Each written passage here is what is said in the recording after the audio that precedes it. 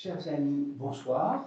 Je suis heureux d'accueillir le professeur Soutour qui n'était jamais encore venu dans nos locaux, mais nous avons présenté dans Royaliste certains de ses livres. Et ce soir, il va nous présenter son dernier ouvrage qui s'appelle Europa avec un point d'exclamation et qui est consacré au projet européen de l'Allemagne nazie et de l'Italie fasciste. S'il le veut bien, après son exposé, vous voudrez bien répondre aux questions que nous pourrions vous poser. Merci en tout cas d'être avec nous, monsieur le professeur. Vous avez la parole. Merci beaucoup, d'abord pour votre invitation, à laquelle je suis tout à fait sensible, pour beaucoup de raisons. On ne va pas développer ça maintenant. Je salue les personnes présentes, et également celles qui se trouvent en absentiel, si elles sont déjà connectées. D'abord, un point. Cet ouvrage est un peu en dehors, pour ceux qui auraient suivi ma bibliographie, de mes travaux habituels. Je suis spécialiste d'histoire des relations internationales, Première Guerre mondiale, guerre froide, rapport franco-allemand. Bon, point de vue donc pas de la simple histoire diplomatique, enfin quand même des relations internationales. Ça c'est un petit peu différent, hein. C'est un peu plus peut-être large. Le titre, pourquoi ce titre? L'avantage c'est qu'il peut se prononcer, en français tout le monde comprend, il peut se prononcer en allemand, européen, et européen en fait en allemand, et en italien et européen. Donc c'est bien, n'est-ce pas? Ça permet de prendre les deux pays concernés. Alors, c'est en fait un vieux projet, ou plus exactement une longue vengeance, parce que j'étais en 1869-71 membre d'une commission de publication des archives diplomatiques allemandes de la période 1918-1945, au ministère des Affaires étrangères allemand, qui était à l'époque à Bonn. Et les archives avaient été restituées aux Allemands après la guerre à une condition, c'est qu'elles soient publiées par une commission internationale, pour des raisons évidentes. Enfin, bon. Et on travaillait sur place, toute une équipe, j'étais le français, les Allemands, l'anglais, l'américain, bon. Et nous avions 4 responsables, grands professeurs, qui venaient une fois par an avaliser les sélections, il y avait 400 tonnes d'archives, il y avait bien entendu une sélection très serrée. Et un jour, nous avions trouvé toute une série de documents concernant en 1943, au printemps 1943, un projet complet. Ce n'était pas juste un papier, c'était 6 mois de travail d'une commission spécialisée, un projet de confédération européenne. En 1943, les arrière-pensées, ça, on verra tout à l'heure, mais disons, le texte lui-même, c'était vraiment une confédération européenne. C'était un texte, il aboutissait à un texte très juridique, seulement diplomate. Et on avait dit, ça c'est intéressant, et 4 grands éditeurs en chef, un allemand illustrissime, un américain très connu, un français, le professeur Gaumont, et le britannique, dit non, pure propagande à l'époque, aucun intérêt, on ne publie pas. Et je m'étais dit non, ça a de l'intérêt, on peut en passer ce qu'on veut, mais c'est intéressant. Et comme je n'aime pas qu'on me traite comme un petit garçon, parce qu'on m'avait traité comme un petit garçon, j'ai gardé ça. Et le résultat, un peu plus tard, c'est ça. D'autre part, il se trouve, ça c'est ma vie, bon, j'ai vécu en Italie dans les années 50, j'ai commencé à aller très souvent en Allemagne à partir de 1961, et comme je vous l'ai dit tout à l'heure, j'y ai même vécu et travaillé. Et ça, je dois vous dire que quand on a vécu dans ces 2 pays, vraiment vécu en apprenant la langue, en rencontrant les gens, en vivant un peu avec... bon, je dois vous dire qu'encore dans les années 60, j'étais certainement, mais même en Allemagne, encore début des années 70, s'il y avait contrition, elle était très imparfaite. Hein, très imparfaite. C'était le regret non pas d'avoir offensé Dieu, mais d'avoir été vaincu. C'est ça la réalité des choses. Ce n'est pas la réalité officielle, bien entendu, mais dès qu'on parlait aux gens, c'était ça. Puis je me suis rendu compte que le fascisme, dans une certaine mesure en Italie, mais le national-socialisme, sans aucun doute en Allemagne, avait laissé des traces profondes. On ne pouvait pas comprendre les réalités de la vie sociale allemande en 1970 même si ce pays n'avait plus rien à voir avec l'Allemagne nationale-socialiste, on est bien d'accord, mais on ne pouvait pas comprendre un certain nombre d'aspects de la vie sociale allemande à l'époque si on oubliait qu'il y avait eu une période nationale-socialiste. Bon. Et puis, j'ai commencé à travailler dans les archives allemandes, l'essentiel à Munich, dans un institut spécialisé à Munich en 2003, tout ça pour situer la chronologie. Je pensais d'abord m'occuper uniquement de l'Allemagne. Et puis je me suis rendu compte, à un moment donné, que ce n'était pas possible, il fallait également traiter l'Italie. Parce qu'il y a une relation dialectique, comprendre la suite de l'exposé, entre le projet allemand et les projets allemands et les projets italiens, qui sont convergents, mais ils ne sont pas semblables. Donc ça donne une très intéressante dynamique, et en même temps, ça donne l'équivalent d'une vision stéréoscopique, ça donne du relief. Parce que les premiers informés, ceux qui comprennent le plus vite ce que les Allemands ont en tête, sont les Italiens. Alors, ils disent, non mais ça ne va pas, vous n'allez jamais faire accepter ça par les autres, hein, vous pourrez présenter ça autrement. Les Allemands disent, non, vous ne comprenez rien. Enfin, c'est très intéressant de voir ces discussions. Bon. Ça, c'est pour présenter l'origine et le cadre de ce travail.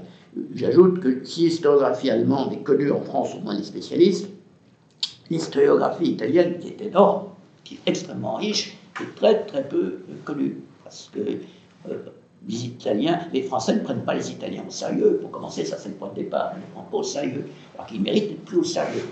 Quoi qu'on en pense, mais être pris au sérieux, tout simplement. Y compris la période fasciste. C'est pas une plaisanterie, c'est très sérieux. Bon. Alors, premier chapitre de l'ouvrage, premier point, n'est-ce pas, que je voudrais faire valoir devant vous, ce projet européen de puissance de l'Axe, il n'arrive pas comme ça. Il arrive dans une Europe qui est en quelque sorte prédisposée à accepter ou à reconnaître ou à s'approprier beaucoup de thèmes, pas tous, mais beaucoup de thèmes. Donc il ne faut pas s'étonner, la collaboration entre guillemets, hein, bon, c'est pas simplement des gens qui ont décidé de prendre le parti d'Hitler, tout ça, ce sont des gens qui ont eu l'impression que l'Allemagne nazie, finalement, allait réaliser, brutalement, mais enfin réaliser quand même, des choses qu'ils avaient en tête depuis la Première Guerre mondiale, ou en tout cas la crise économique des années 30. Bon, une Europe prédisposée. Dans les années 30, on voit un nouveau climat en Europe, qui est tout à fait différent du climat, je dirais encore, du 19e siècle libéral, pour parler en tout long, mais je pense qu'ici, je n'ai pas besoin de longtemps développer ce point, vous comprenez. Pourquoi ce nouveau climat? D'une part, la guerre de 14, bon, après un temps chez les vainqueurs, un temps, disons, d'exaltation, reviennent quand même les deuils, les interrogations, tout ça à quoi? Bon, finalement, on se demande beaucoup, et pas simplement à l'extrême gauche. Très important également, la crise économique des années 20, qui est très profonde, qui ne comporte pas à l'époque les amortisseurs que comportent les crises actuelles, donc elle touche beaucoup plus de monde, doublée en 1931 par une crise bancaire, en tout cas en Europe centrale, qui pour l'Autriche et l'Allemagne a eu une importance absolument décisive, à mon avis, pas mon seul avis, à l'avis des spécialistes. Hitler ne serait pas arrivé au pouvoir s'il n'y avait pas eu un arrêt complet des banques allemandes et autrichiennes en 1931, avec fermeture des banques pendant plusieurs jours. Les gens ont craint de perdre tous leurs avoirs. Ils ont déjà laissé des plumes. Bon. Cette crise économique entraîne un rejet du modèle wilsonien de 1919, qu'on pourrait appeler modèle internationaliste, libéral, capitaliste. Ce ne sont pas exactement les mots de l'époque, mais le vocabulaire de l'époque, des idées wilsoniennes, il recouvre très exactement ce que je viens de vous dire. Alors, ça paraît avoir échoué, on le rejette. En plus, les États-Unis, comme vous le savez, n'ont pas ratifié le traité de Versailles, donc se sont dégagés du système qu'ils avaient eux-mêmes contribué à mettre sur pied. Il y a un énorme ressentiment à cause de ça.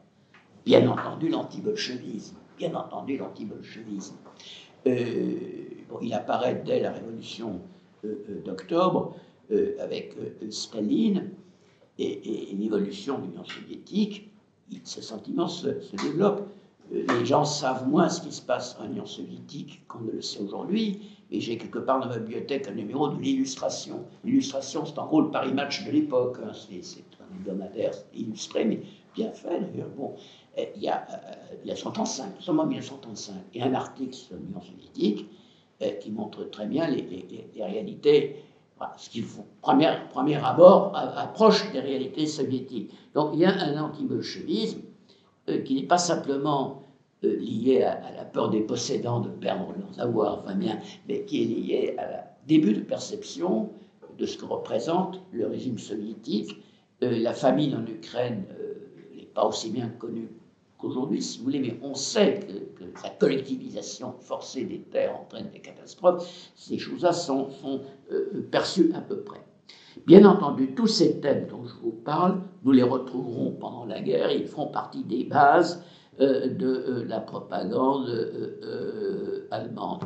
Le règlement de 1919 n'était pas bon, la preuve, il a échoué. Il faut sortir de l'économie libérale parce qu'elle a échoué. Il faut lutter de façon beaucoup plus décisive contre le bolchevisme, etc. Alors, dans ce nouveau climat européen, qu'est-ce que c'est, toujours de ce point de vue européen, que le totalitarisme nazi et le totalitarisme fasciste? C'est un grand débat historiographique dans lequel on ne va pas entrer. Je vous l'ai dit tout à l'heure, ils sont convergents mais ils ne sont pas semblables. Hein, il y a des différences. Mais enfin, ce sont les deux grands courants dictatoriaux et, on dirait, totalitaires de l'Europe des années 1930-1940.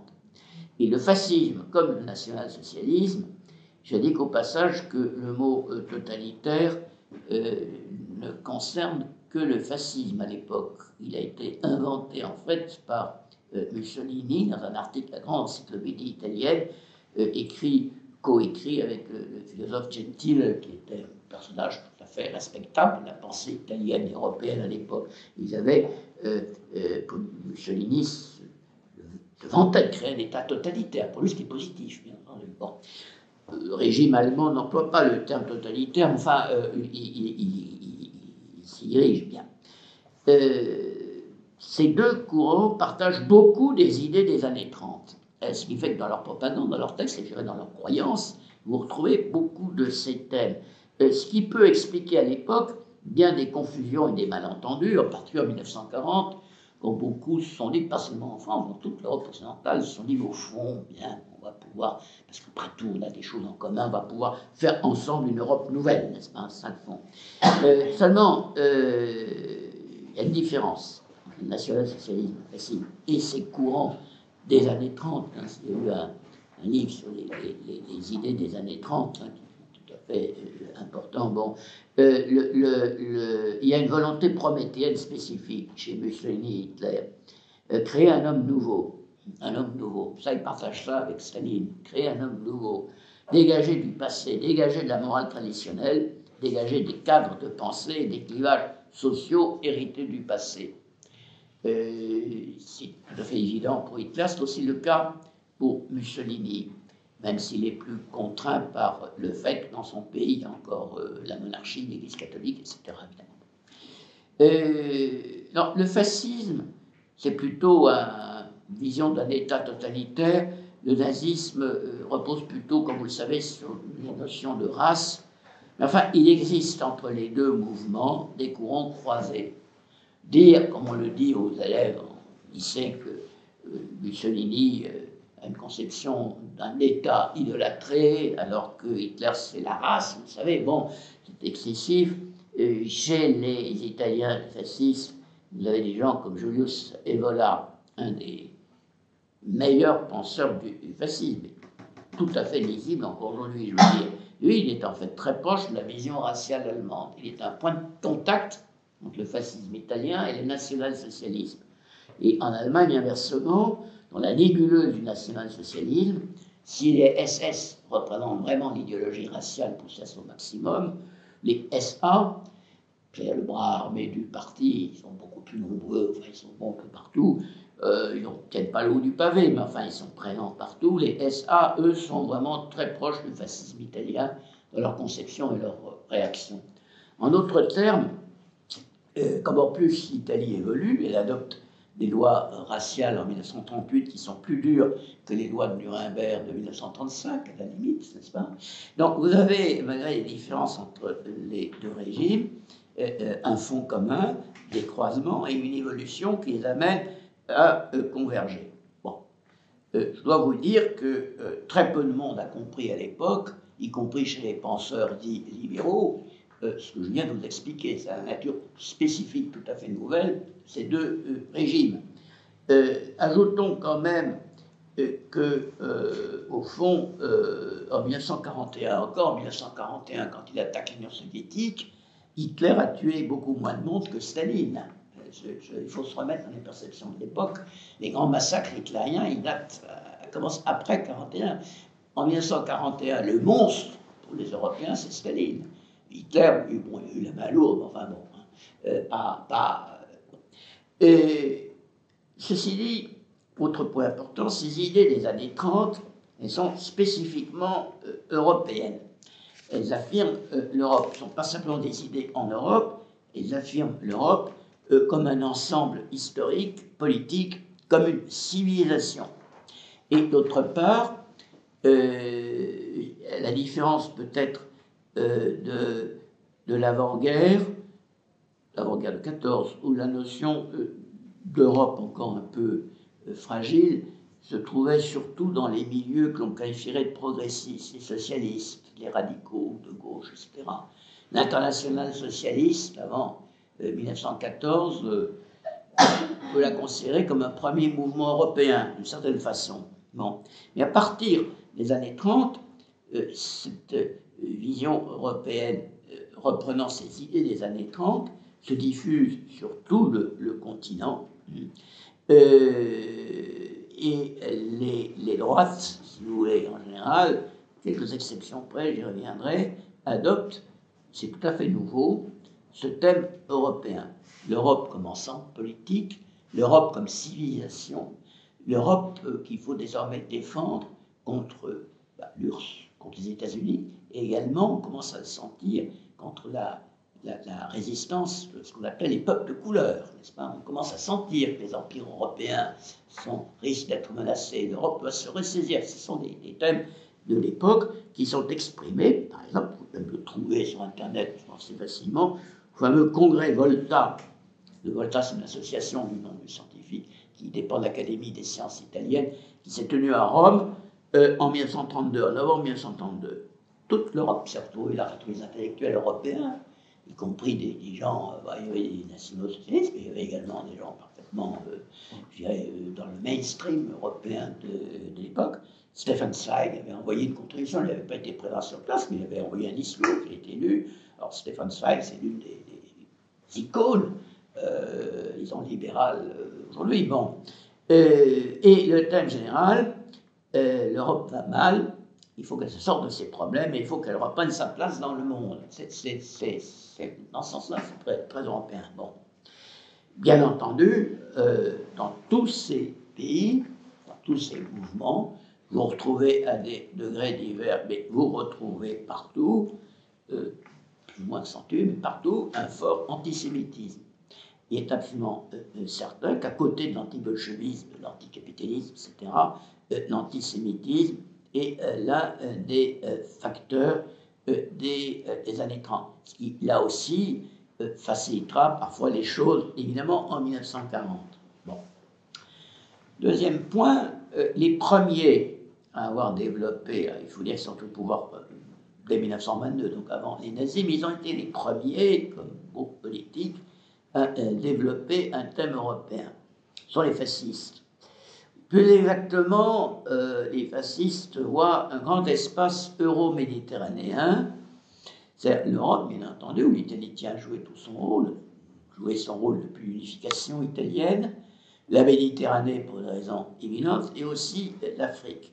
Je vais vous faire remarquer que ces trois axes, Europe, Méditerranée, Afrique, sont très exactement ceux de l'Italie d'avant 1922, l'Italie libérale, comme on dit, bon, et également les axes de la Maison de Savoie, hein, qui contrôle la politique extérieure de façon assez précise.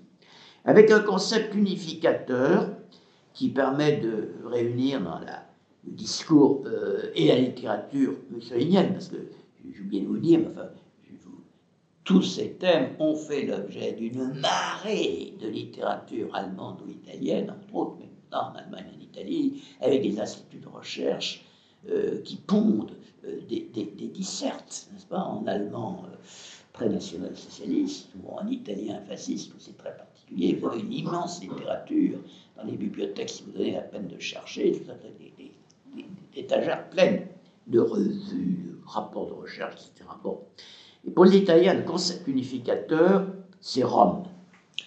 Avec, bien entendu, la tradition culturelle et historique, qui ne vous surprendra pas particulièrement, mais en même temps, pour les fascistes et dans l'Europe désordre des années 30 est tout à fait pertinent, c'est le mythe de l'ordre romain. L'ordre romain. Et ça, aujourd'hui, bon, je pense que ça ne remue pas beaucoup nos foules, mais j'ai encore connu, moi-même dans les années 50, 60, des générations de jeunes étudiants qui apprenaient le latin en Cagne, qui vibraient à l'évocation de Rome. On vibrait, bon, mais peut-être pas tout le monde, enfin, pas mal de gens vibraient. Je ne suis pas certain que ce soit encore le cas aujourd'hui, mais à l'époque, c'est extrêmement présent.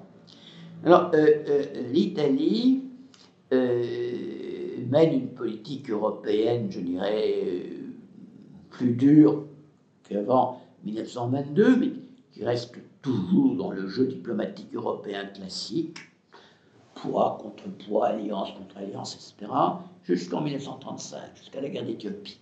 Il joue son rôle, qui est plutôt dans l'ensemble un rôle stabilisateur. Mussolini signe l'accord de Locarno. Mussolini fait échouer un coup d'État nazi à Vienne en 1934. Il réunit l'année suivante à Stresa un front anti-hitlérien avec l'Allemagne, avec la Grande-Bretagne et la France. Bon, il résiste à Hitler. Il résiste à Hitler parce qu'il estime que le national-socialisme n'a pas la valeur culturelle et la clarté politique nécessaire pour pouvoir résoudre les problèmes de l'Europe. Il commence par une certaine forme de mépris protecteur à l'égard de Hitler. Il y a un discours fameux en 1934, celui d'un ex-orateur. Il y a un discours dans le balcon du palais de Venise. Ces gens-là, ils parlaient allemand. Quand ces gens-là étaient encore dans les arbres, nous avions déjà vu Virgile, César et Auguste, n'est-ce pas? Bon. C'est ça le style encore en 1934. Bien. Tonnerre d'applaudissements, je ne vous cache pas. À partir de 1930, Mussolini, qui avait commencé à dire que le fascisme n'était pas un article d'exportation, c'est quand même fondamentalement au départ un hypernationalisme, le fascisme italien, bien entendu, d'un pays qui vient de faire son unité, qui a encore des problèmes d'unification interne, etc. À partir de 1930, au contraire, Mussolini développe le thème d'une internationale fasciste. Il organise des groupes dans près de tous les pays d'Europe, en particulier l'Europe centrale et orientale.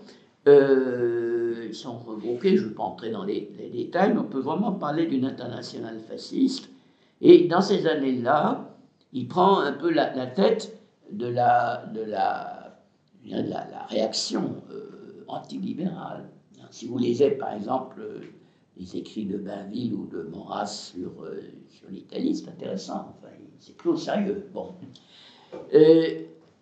Puis en 1935, cette volonté de prendre la tête d'une refondation fasciste de l'Europe, c'est ça le projet, de résister à Hitler, ça change à cause de l'affaire d'Éthiopie, c'est-à-dire l'opposition à laquelle Mussolini ne s'attendait pas, de la France et de la Grande-Bretagne, ne s'attendait pas parce qu'en fait, il avait toujours cru, il pouvait le penser, qu'on lui disait, bon, vas-y, Laval est allé à Rome début 1935, comme on se doutait que Mussolini faisait enregistrer les conversations dans son bureau, quand il demande à Laval s'il peut, éventuellement, comme les Italiens l'avaient déjà obtenu dès 1916, de la part des Alliés, éventuellement mettre la main sur l'Éthiopie pour des choses très rapidement, Laval se garde bien de prononcer un mot, mais d'après les témoins, en fait. Allez-y. Hein. Bon. Donc Mussolini est en droit de se dire qu'au fond, il a les cartes Wally. Hein. Et puis la Grande-Bretagne réagit, la France suit la Grande-Bretagne, la Société des Nations prend des sanctions contre l'Italie, dont une en particulier est très dure. La Grande-Bretagne ne fournit plus de charbon à l'Italie. Or, c'est comme si aujourd'hui on coupait l'arrivée de pétrole et de gaz, comme on laisse l'équivalent. Du coup, l'Italie est obligée de s'adresser à un autre fournisseur, l'Allemagne. Et à partir de ce moment-là, s'enclenche le rapprochement qui conduira progressivement à une alliance et à l'axe, comme on dit. Et à partir de ce moment-là, de la guerre d'Éthiopie, le thème européen passe au second plan chez Mussolini. D'ailleurs, son projet impérial est méditerranéen. Je vous avais dit, il y avait toujours trois choses, l'Europe, la Méditerranée et l'Afrique. Bon, maintenant, le projet impérial et méditerranéen prend le dessus. Reste quand même l'idée qu'il faut faire une nouvelle civilisation en Europe. L'Europe n'est pas oubliée. Mais il y a des inquiétudes croissantes à Rome, parce que plus on souligne le thème européen, étant donné que l'Allemagne va de succès en succès, et est infiniment plus puissante que l'Italie, bien entendu, et si on continue à agiter le thème européen, Berlin va être beaucoup mieux placé pour en prendre la tête. Donc, en 1938, on se dirige vers un partage. L'Italie abandonne l'Europe centrale, elle abandonne l'Autriche en particulier, sur laquelle elle exerçait une sorte de protectorat depuis la Première Guerre mondiale. Elle se concentrera sur la Méditerranée, le Moyen-Orient, l'Afrique, tandis que l'Allemagne se concentrera sur l'Europe, les Balkans, etc. C'est ce qu'on pourrait appeler une politique parallèle, avant la guerre parallèle, comme disent les Italiens, que Mussolini mènera en Afrique et en Méditerranée, et en Afrique du Nord à partir de 1940. Une guerre parallèle à la guerre allemande en Europe. Bon, finalement, ça ne marchera pas comme ça, mais c'est le projet mussolinien de départ. Néanmoins, Rome n'abandonne pas, ne peut pas abandonner l'Europe. Il suffit de lire l'un des meilleurs livre qui a été écrit sur la Deuxième Guerre mondiale, c'est Caput de Malaparte. C'est un ouvrage fondamental. C'est romancé, mais enfin, en même temps c'est très précis, et on voit très bien cette position italienne. Le Troisième Reich et l'Europe, alors ça c'est un itinéraire différent. Il n'est pas classique, alors que l'itinéraire italien est assez classique, n'est-ce pas? L'Italie fait partie des vainqueurs de 1914, c'est une puissance du concert européen depuis son unification. Bon, Troisième Reich et l'Europe, c'est beaucoup plus compliqué.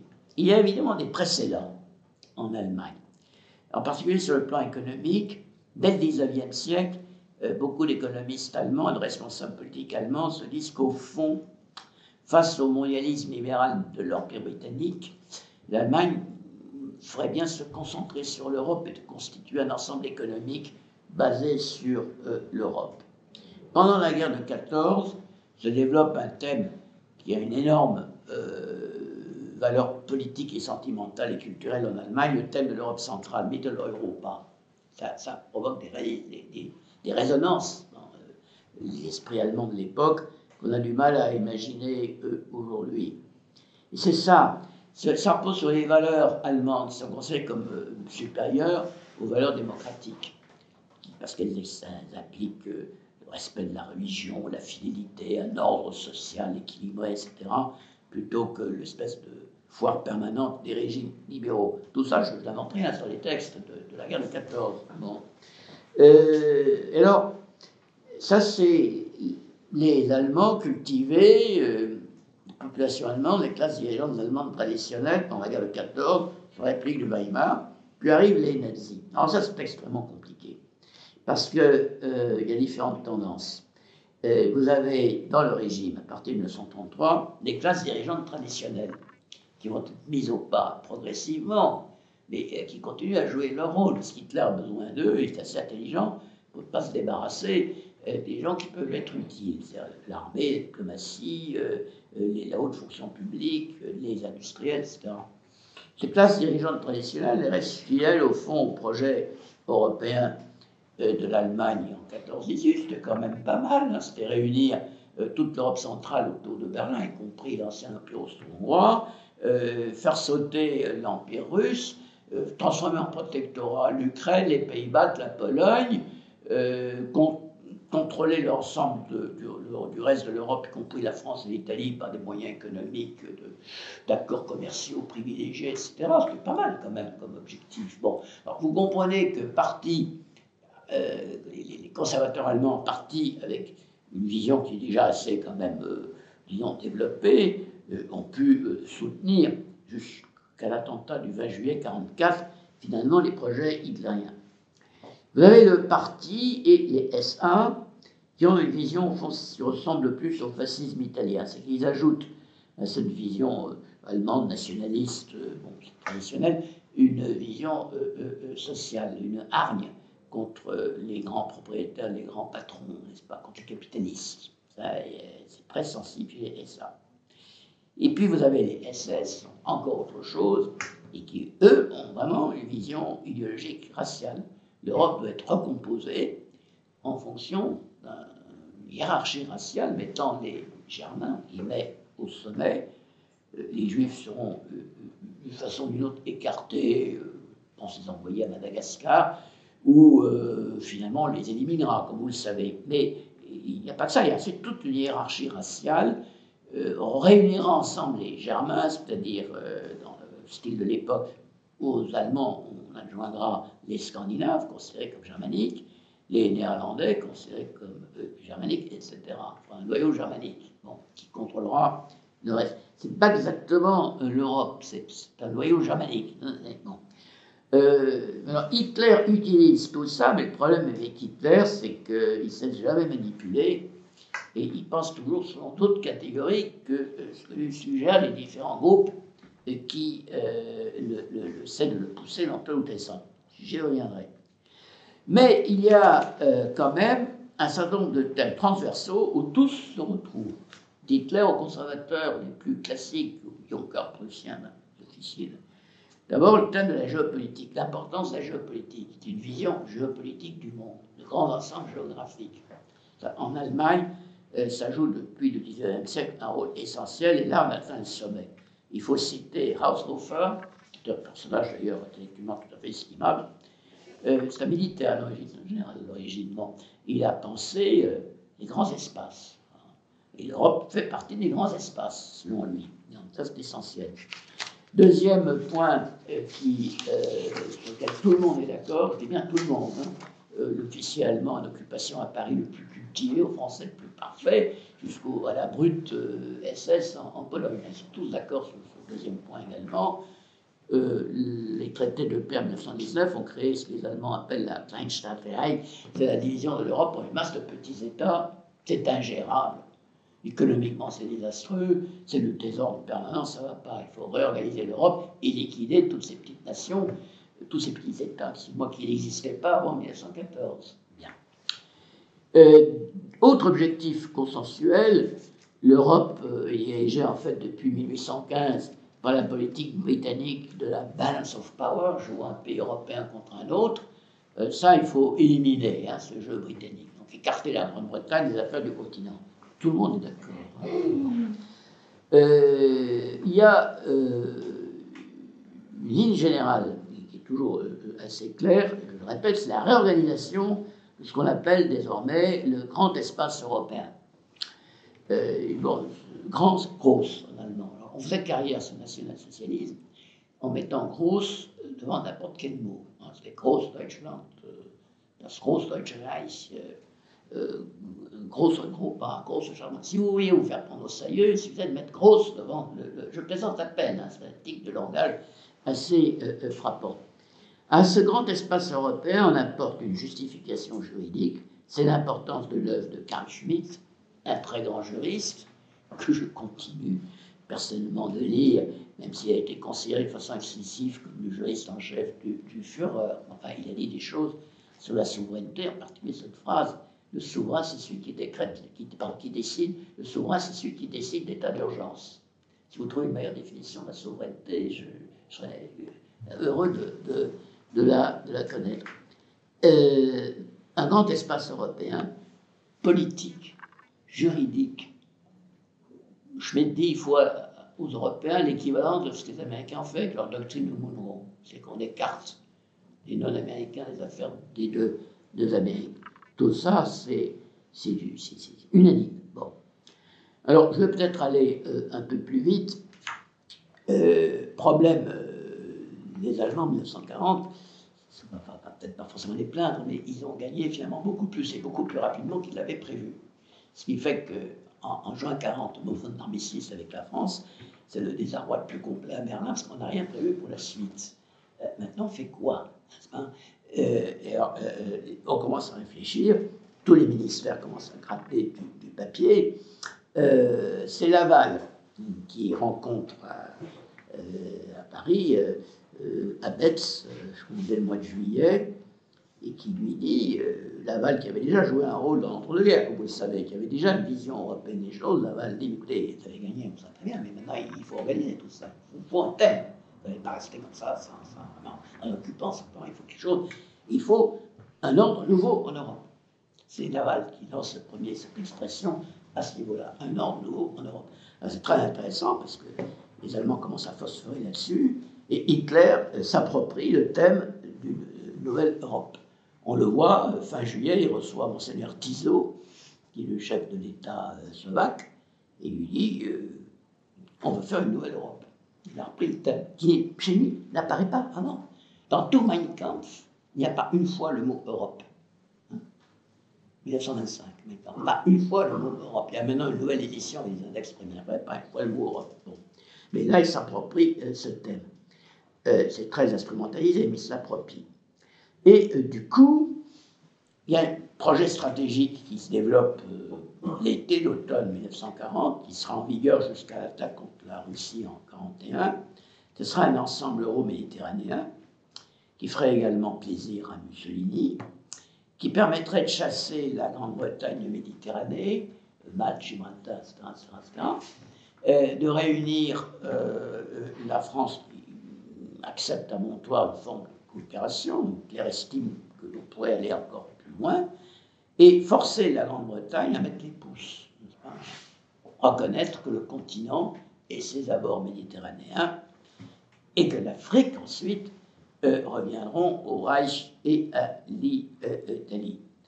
Alors, en général, les historiens disent qu'une période très courte, Hitler ne prend pas ça au sérieux, parce que ce n'est pas son projet raciste fondamental de conquête de l'espace vital, Lebensraum, en Europe orientale et en Russie. Donc, on dit, ça n'a pas d'intérêt, parce que c'est pas dans les purs. Non, à ce moment-là, si Hitler le prend très au sérieux, je n'ai pas le temps de vous le démontrer, mais il fait tout ce qu'il peut pour obtenir que ça marche. Là, il y a un certain nombre d'échecs, finalement ça ne marche pas. Bon, l'une des raisons, c'est que Mussolini n'en fait qu'à sa tête, il ne s'éplie pas à un minimum de discipline au sein de l'Alliance. Et puis, moment clé, c'est l'entrevue de Handaï entre Hitler et Franco le 22 octobre, si on ne trompe pas de date, 40. Hitler veut traverser l'Espagne pour s'emparer de Gibraltar. Franco, qui doit beaucoup à l'Allemagne, à Hitler, Franco tient un discours de 2 heures, vous savez, il n'accepte rien.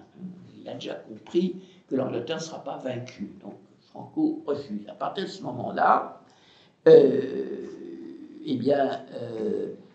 projet euro-méditerranéen, comme je l'appelle, qui est le projet initial, qui a l'avantage de satisfaire aussi bien les aspirations allemandes qu'italiennes, qui a les problèmes comme les Balkans, parce que quand ils commencent à prendre le contrôle des Balkans, les Allemands et les Italiens trouvent un sac de deux, qui ne vous étonnera pas particulièrement, mais parfois on a presque envie de les plaindre, n'est-ce pas? Ils n'arrivent pas à gérer les affaires balkaniques, et c'est hallucinant. Ils font ce qu'ils peuvent pour répartir, corriger ce que les traités de paix de 1919-1920 avaient eu parfois de complètement fou, disons, du point de vue ethnographique. Enfin, ils n'arrivent pas à rétablir un ordre réel. Ça ne marche que parce que les Allemands et les Italiens, très fermement, tiennent l'ensemble.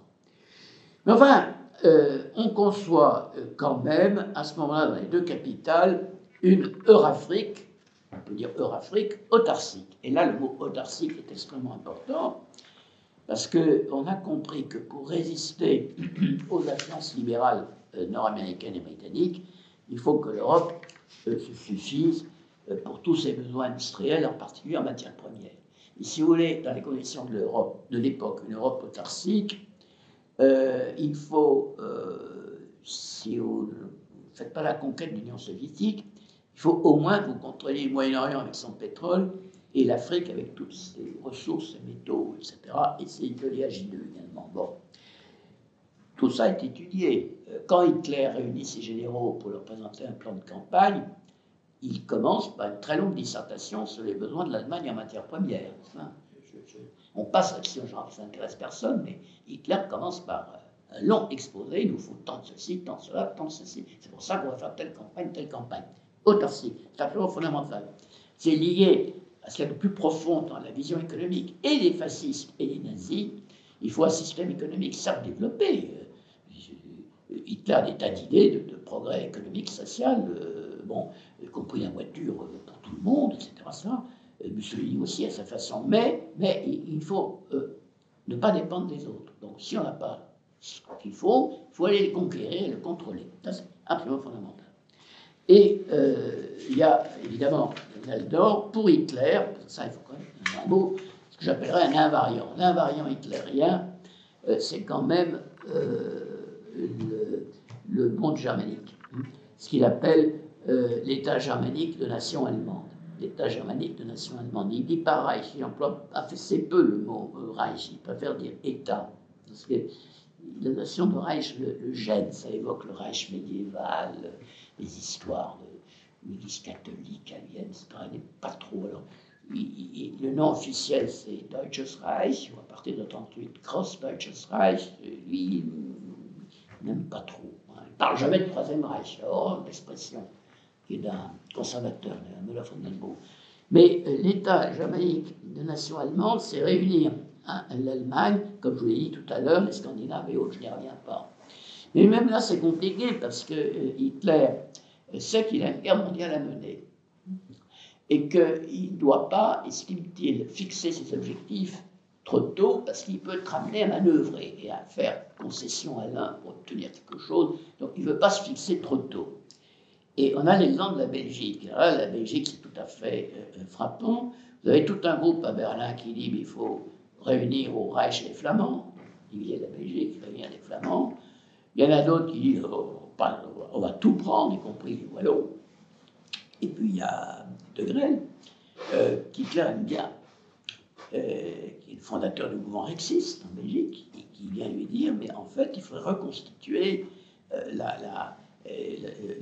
grand-duché de Bourgogne. Donc, tous les territoires de Charles le Téméraire, finalement, y compris la Belgique. Mais grande, tout à fait différent. Ça n'a plus rien de racial, parce que ça va de Dijon à Namur et au-delà. Et Hitler ne dit pas non plus. C'est très intéressant, parce que ça, c'est une conception qui est historique, culturelle. Il y a des liens culturels évidents dans toutes ces régions, pas simplement le Val-de-Bourgogne. Mais il ne le refuse pas a priori. On ne sait pas. Il peut se trouver que ce serait utile au moment de règlement de la paix. Donc il ne tranche pas.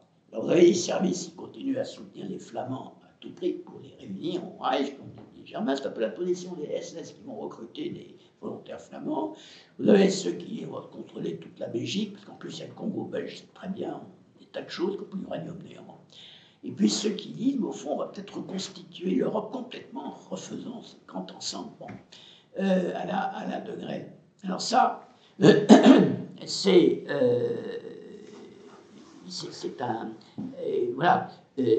ça le fond de la pensée hitlérienne. Récemment, il y a un problème qui est lancinant. Ce que j'appelle l'invariant hitlérien, l'Allemagne, l'Autriche, ce qui reste le Pologne, etc., plus les Scandinaves, mais ça ne suffit pas. Ce n'est pas viable du point de vue économique. Il n'y a pas les matières premières nécessaires. Il faut aller au-delà. En dehors même de la notion d'espace vital, parce qu'il a trouvé des terres pour les Allemands qui se multiplient, peuplent, etc., colonisent, il faut autre chose. Il faut donc, malgré tout, même pour Hitler, il faut l'Europe et même l'Eurafrique. pour obtenir cette autarcie qui est essentielle pour Hitler a toujours dit commerce international, nous en sommes des victimes, ça n'a pas marché, on l'a vu encore en 1930, on l'avait vu en 1914, il faut que nous contrôlions nous-mêmes tout ce dont nous avons besoin. Alors ça reste quand même, cette volonté autarcique, une base essentielle pour sa vision de l'Europe et même de l'Eurafrique. Et d'autre part, à partir de 1943, sur Stalingrad, j'arrive à la dernière partie, eh bien, le seul thème exploitable pour la propagande allemande et italienne, c'est l'Europe, avec bien sûr l'anti-bolchevisme. L'anti-bolchevisme, ça marche très bien, il suffit de regarder les affiches allemandes de l'époque, mais l'Europe est liée, il faut construire l'Europe. Vous n'avez qu'à regarder des affiches de l'époque où on présente l'Europe sous différents aspects, réunissant les Européens contre l'Union soviétique, judéo-bolchevique, bien entendu. Bon. Et là, le thème est un thème de propagande exploité à fond par Goebbels et ses services de propagande, auxquels Hitler croit à moitié, parce que pour lui, c'est pas l'essentiel. Il est germanique avant tout. Enfin, il dit ce qu'il faut, minimum, il fait le service minimum, il faut bien quelque chose. Bon. D'autant plus que pendant que Hitler phosphore, eh bien, il y a des gens qui réalisent, il y a des structures mentales de la nouvelle Europe. Il y a une collaboration idéologique européenne qui se met en place. Je ne vais pas la développer, mais vous trouverez très facilement dans l'ouvrage des exemples. Vous avez la prise en main par les nazis et les Italiens de la culture européenne, des congrès, des colloques, de l'organisation culturelle, de la musique européenne, du cinéma européen. Il y a un projet culturel européen. J'ai regardé pas mal de films allemands, je dis ça entre nous. Certains sont des navets, mais d'autres sont absolument excellents. Bien meilleurs à mon goût que la production hollywoodienne à l'eau de rose de l'époque. Il y a des films allemands qui sont tout à fait exceptionnels, d'intérêt et de qualité artistique, et films italiens également.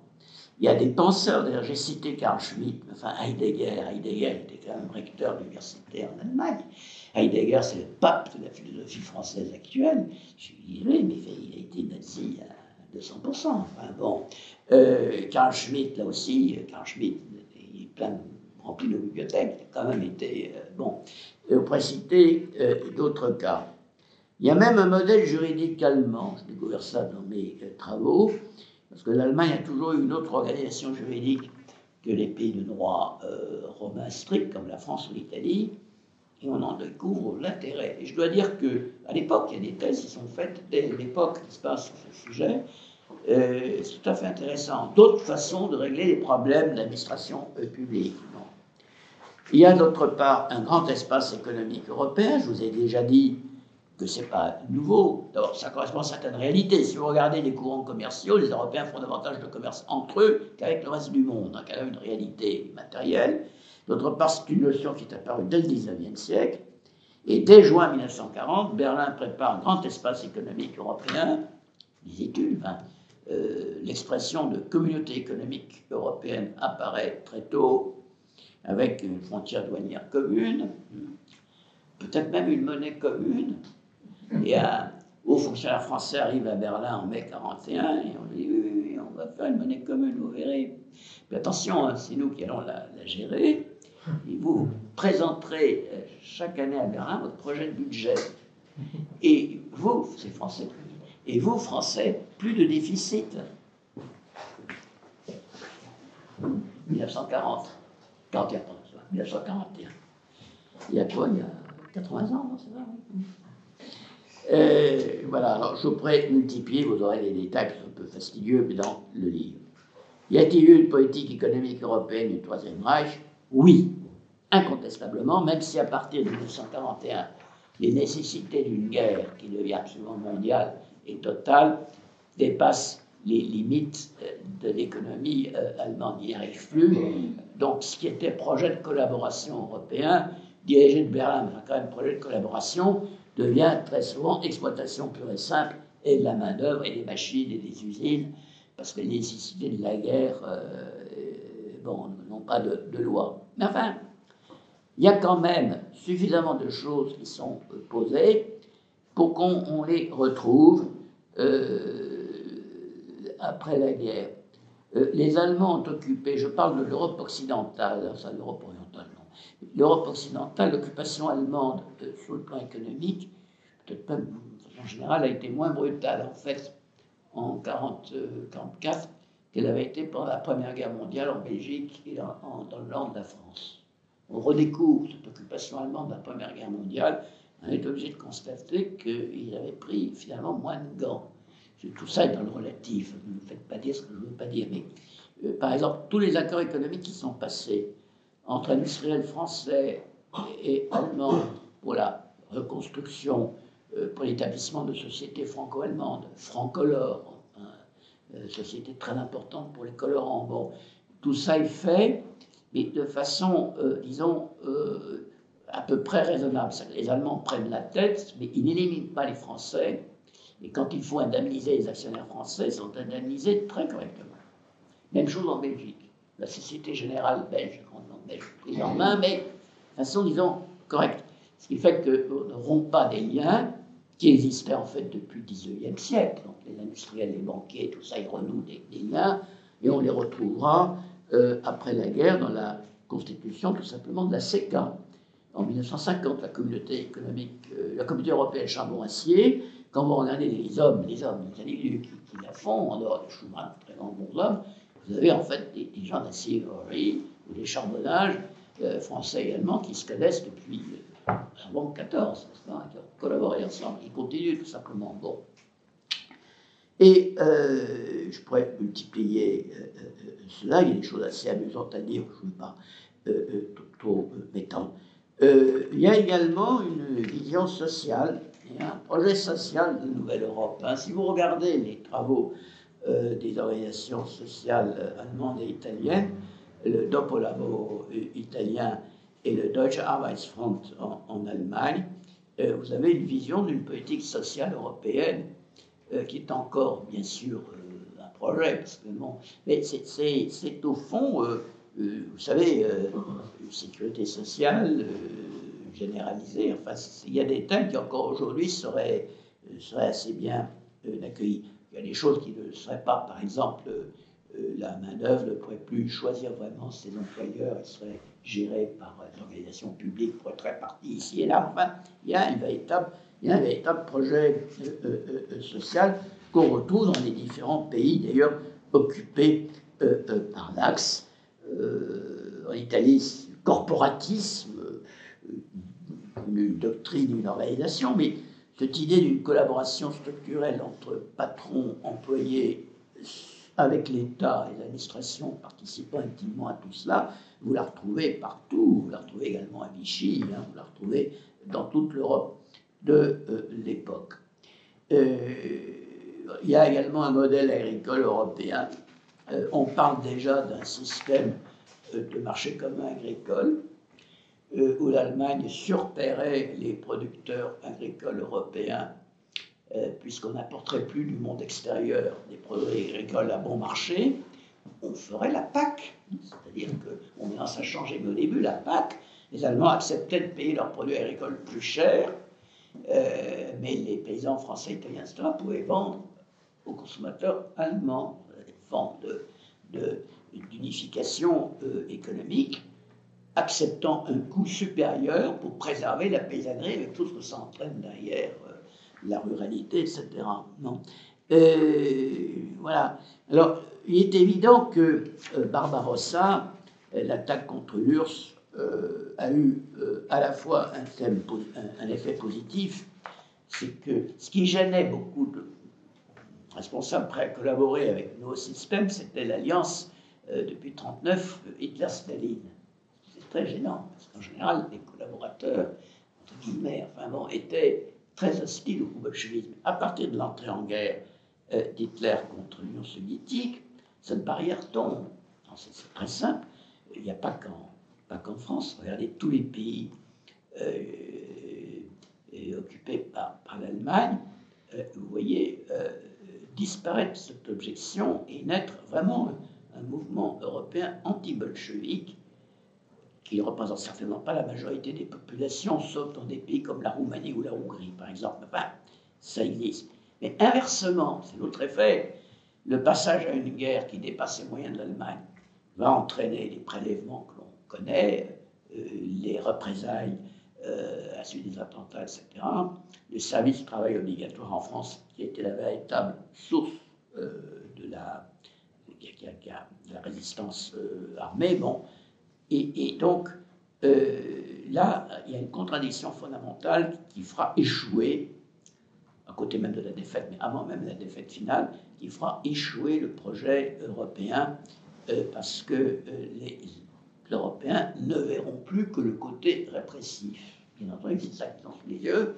Et l'aspect qu'ils estimaient pouvoir reprendre de façon positive en 1940, en 1944, ils ne sont plus là, bien entendu. Ça, c'est un renversement lié à l'attaque contre l'URSS. Néanmoins, c'est mon dernier point, il y aura des rémanences. Bon, je ne parle pas des as de la survie, parce que l'industriel italien et allemand s'en sortiront pas si mal, finalement, pour un ensemble de raisons.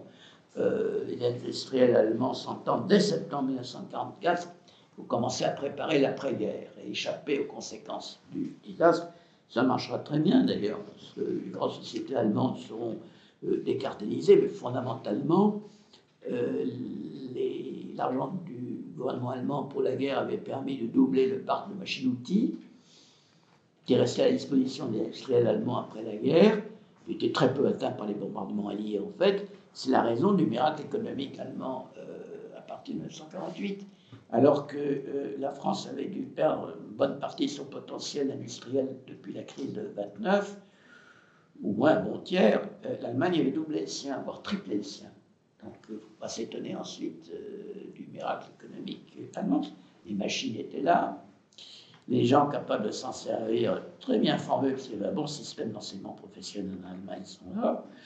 Dès qu'on a une nouvelle monnaie en 1948, les choses sont faites, ce sont les mêmes industriels qui en profitent. D'autre part, on voit apparaître le projet européen, il ne disparaît pas, même s'il change de sens, il est repris par les mouvements de résistance. D'abord, la résistance allemande. Dès 1943, les deux principaux groupes de résistance en dehors des communistes élaborent des projets européens. Et il y en a un qui est extrêmement développé, qui ressemble très étroitement à ce qui sera fait par la suite, effectivement, au niveau, disons, de l'Europe des fédéralistes, si vous voulez. Les résistances européennes représentées à Genève, dire neutre, rédige en 1944, en juillet 1944, un manifeste fédéraliste. Et en fait, je vais aller très vite, mais l'un des organisateurs de ce mouvement par lequel les résistants européens, les représentants des mouvements de résistance européens annoncent une Europe fédérale pour l'après-guerre, quand même pas sans intérêt, c'est le pasteur hollandais Wissershoeft, qui est secrétaire général de la conférence mondiale des églises protestantes, et qui est également en lien avec les résistants allemands qui, de leur côté, au même moment, ont rédigé ces papiers fédéraux, européens fédéraux dont je vous ai parlé. C'est du copier-coller. La comparaison entre les deux est hallucinante, c'est du copier-coller. Quand on sait en plus que le responsable allemand, un diplomate, Helmut von Moltke, était à ce moment-là en poste à l'Abwehr, c'est un service secret allemand, et que pour les Allemands raisonnables et intelligents et informés comme les gens de l'Abwehr, la seule issue possible, c'était une Europe fédérale après la guerre où l'Allemagne aurait conservé ses droits, à la différence de ce qui s'était passé en 1919. C'est ça que ça signifie pour les Allemands informés et sérieux en 1944-1945, l'Europe. C'est comment éviter de se retrouver dans la situation de 1919. Bon, c'est extrêmement intéressant. Et là, il y a toutes les répercussions. Je m'arrêterai là parce que quelques détails dans mon livre, mais on ne peut pas dire que la page a été totalement tournée. Et évidemment, elle a été tournée. L'Europe fédéraliste des années 50, si vous voulez, c'est pas celle d'Hitler, bien entendu, mais en même temps, il y a des points de passage de l'un à l'autre par les personnages qui ont contribué, en réaction évidemment contre les systèmes nazis et fascistes, mais également en convergence avec un certain nombre de points sur la nécessité d'organiser l'Europe, une Europe indépendante. Hein, c'est pas celle qu'on a en tête maintenant. Bon. Et donc, c'est tout à fait fascinant.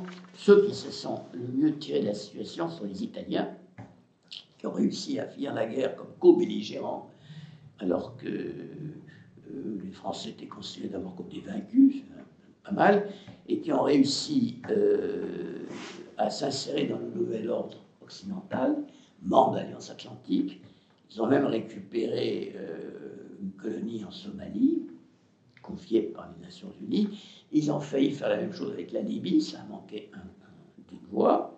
Et ils ont conservé les liens avec l'Allemagne, qui ont été ressuscités dès la création de la République fédérale allemande. C'est tout à fait frappant de voir ça. Ce sont les mêmes diplomates qui reprennent les relations du temps de l'Axe, tout en conservant, grâce à l'Église catholique, des liens précieux à certains moments avec les autres pays méditerranéens, en particulier l'Espagne et le Portugal, qui s'étaient fait tout petits dans les dernières années de la guerre. C'est pour ça que cette histoire est tout à fait fascinante. J'étais un peu long, pardonnez-moi.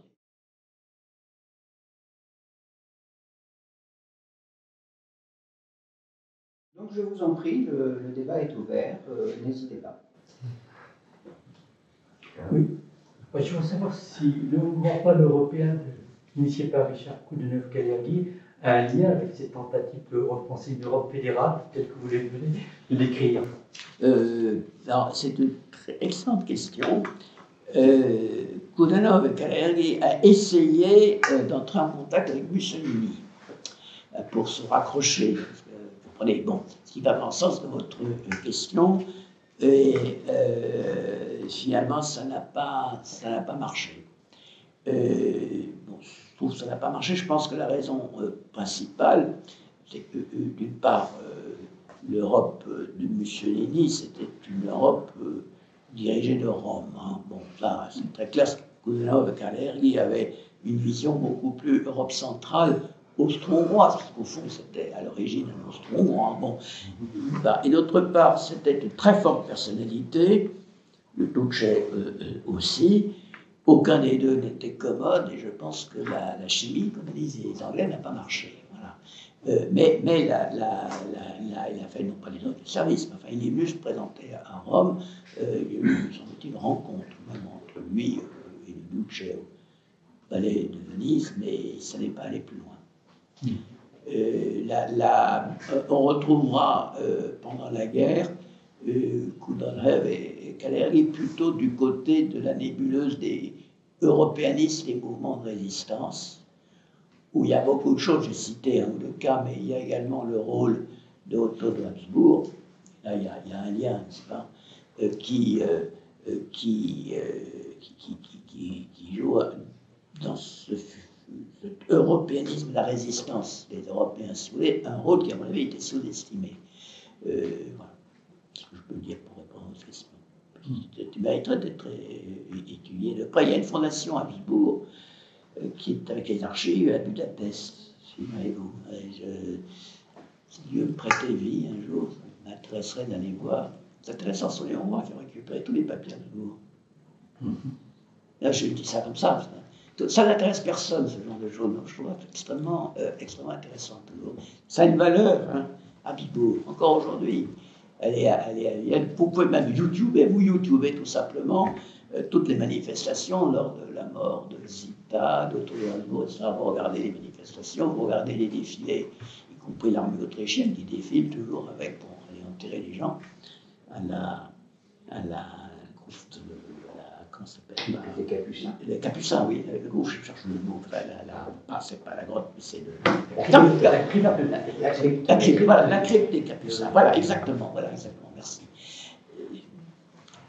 Ce sont des dimensions auxquelles nous, Français, si je peux me permettre, devrions être plus attentifs. Parce qu'il y a des résonances. Et en général, n'avait pas un énorme intérêt, mais à tort. Voilà. Francis?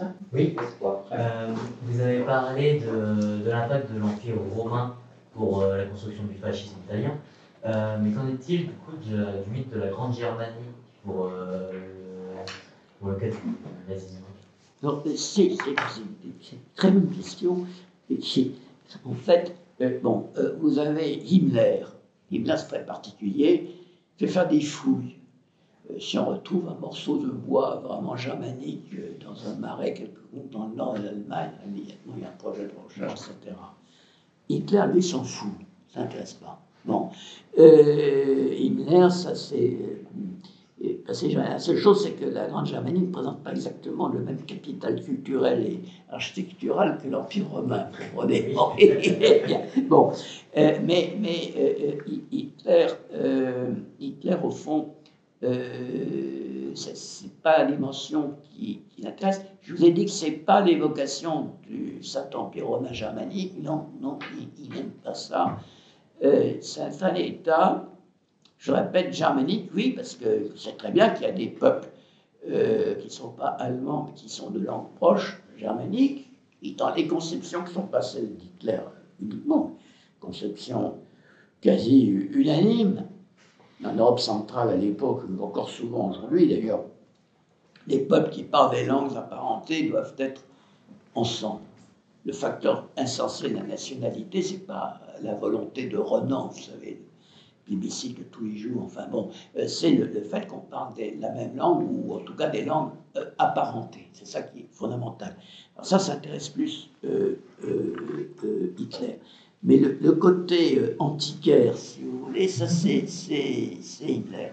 À quoi il ajoute un étonnant programme d'études raciales. Je peux développer une seconde, c'est ça les projections. Bon, quand les Allemands occupent la Pologne, Pays-Baltes, bonne partie de la Russie, l'Ukraine, etc., ils ont décidé d'aller repérer, parce qu'il y a eu beaucoup d'Allemands à travers les âges qui étaient allés coloniser là-bas, hein, les Allemands de la Volga, mais il y avait bien d'autres, beaucoup d'Allemands. Alors on est allé les repérer avec des procédés, des mesures faciales, des couleurs des yeux, enfin bref. Si vous allez à Caen, au musée de la paix à Caen, vous avez des moniteurs qui montrent très bien des films allemands représentant très sérieusement toutes ces procédures, de façon à réunir tout le bon sang allemand, à le récupérer, et ça a permis de constituer la Deutsche Volksliste, la liste du folk allemand, sachant que folk, c'est pas la même chose que nation. Hein. Folk, c'est la race. Et les Allemands nationaux, bon, ça c'était le passeport, etc. Puis vous avez les nationaux allemands putatifs, en quelque sorte, qui pouvaient être naturalisés. Et encore aujourd'hui, d'ailleurs, si vous venez de la Volga, par exemple, vous êtes allemand de la Volga, vous n'avez jamais mis les pieds en Allemagne, si vous arrivez et vous voulez vous faire reconnaître la nationalité allemande, parce que le droit du sang joue, hein, bon. Si vous pouvez dire que votre grand-père a été inscrit sur la Deutsche Volksliste en 1942, ben ça marche. Eh oui, non, c'est amusant. Hein, bon. Alors simplement, je dois vous dire tout de suite que les mensurations de langue faciale, la couleur des yeux, etc., bon, les Allemands ont été débordés, et pour finir, les fonctionnaires ont tout simplement décidé, celui-là, il a à peu près bien, bon, et puis parmi les Allemands, bon, hop, Deutsche Volksliste, on n'a pas demandé davantage. Mais ça, si vous voulez, c'est ça qui reste. Et c'est important pour la colonisation de l'espace vital, ça fait partie du projet. Enfin bon, avec parfois quand même, si l'idéologie joue, quand j'ai fait lire ce livre à ma femme, il y a un point qui a sursauté quand j'explique ce qui s'est passé dans les pays baltes.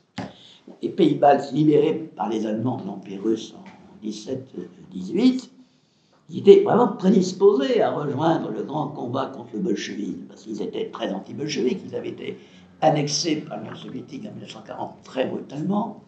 Il y avait depuis le Moyen-Âge beaucoup d'Allemands, beaucoup des élites locales étaient allemandes, avec toute une implantation allemande, puis tout à fait entre nous, plus antisémites que les Baltes de l'époque, difficile. Bon. Donc, autrement dit, c'était... Ah, non. Les Allemands ont envoyé dans les pays baltes des colons allemands qui venaient de l'intérieur de l'Allemagne, etc., pour coloniser. Et les Allemands qui étaient sur place dans les pays baltes, ils ont été retirés des pays baltes et transportés vers le Reich, ce qui est assez contre-intuitif. Vous avez une population germanique sur place, vous l'exfiltrez, vous faites venir à la place les Allemands de l'intérieur. Mais ça s'expliquait dans le système parfaitement, parce que ces Allemands des pays baltes, ils avaient été soumis à d'épouvantables influences slaves, libérales, juives, bien entendu. Il fallait donc les recycler. Et ça pouvait être fait dans une bonne ambiance allemande, dans le cœur de l'Allemagne. D'où, c'est comme ça constamment. Alors, de temps en temps, vous avez un militaire ou un diplomate qui dit, mais vous êtes complètement fou, nous perdons tous les alliés que nous pourrions avoir contre les bolcheviks en menant une politique pareille. Ils ne sont pas suivis, sauf tout à fait à la fin, oui. À partir de 1943, Himmler lui-même commence à comprendre que c'est ce qu'il faudrait faire. Mais là, c'est trop tard. 1943, l'Allemagne recule déjà.